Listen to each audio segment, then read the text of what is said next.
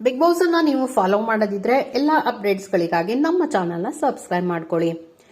Task ನಡೆಯುವಾಗ ಚೈತ್ರ ಅವರು ಉಸ್ತುವಾರಿ ವಹಿಸಿಕೊಂಡಿದ್ರು. ಟಾಸ್ಕ್ ಮಾಡುವಾಗ ಉಸ್ತುವಾರಿ ಆಗಿದ್ದವರು ಪದೇ ಪದೇ ಪಾಸ್ ಕೊಡ್ತಿದ್ರು. ಮಾಡದ ತಪ್ಪಿಗೆ ತಮಗೆ ಶಿಕ್ಷೆ ನೀಡಲಾಗಿದೆ ಎಂದು ಚೈತ್ರ ಭಾವಿಸಿದ್ರು. ಈ ಕಾರಣಕ್ಕೆ ಸರಿಯಾದ ಸಮಯಕ್ಕೆ ಕಾತಿದ್ರು. ಟಾಸ್ಕ್ ನಡೆಯುವಾಗ ಅವರು ಹಾಗೆ ತೀರಿಸಿಕೊಂಡಿದ್ದಾರೆ.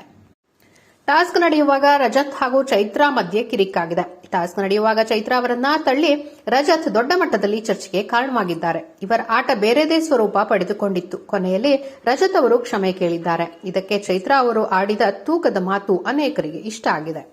ಐಶ್ವರ್ಯ ಅವರು ರಜತ್ ನಡೆದುಕೊಂಡ ರೀತಿಯನ್ನ ವಿರೋಧಿಸಿದರು. ಆ ಬಳಿಕ ಮೋಕ್ಷಿತಾ ಅವರು ರಜತ್ಗೆ ಕಿವಿಮಾತು ಹೇಳಿದ್ದಾರೆ. ನೀವು ಚೈತ್ರನ ತಳ್ಳಿದ್ದು ತಪ್ಪು. ನೀವು ಕೋಪ ಕಡಿಮೆ ಮಾಡಿಕೊಳ್ಬೇಕು. ಇಲ್ಲಿದ್ರೆ ಕಷ್ಟ ಇದೆ. ಚೈತ್ರ ಬಳಿ ಕ್ಷಮೆ ಕೇಳಿ, ಆಗ ನೀವು ದೊಡ್ಡವರಾಗ್ತೀರಾ ಎಂದು ಮೋಕ್ಷಿತಾ ಅವರು ರಜತ್ಗೆ ಹೇಳಿದರು. ಆ ಮಾತಿಗೆ ರಜತ್ ಅವರು ಗೌರವ ಕೊಟ್ಟಿದ್ದಾರೆ.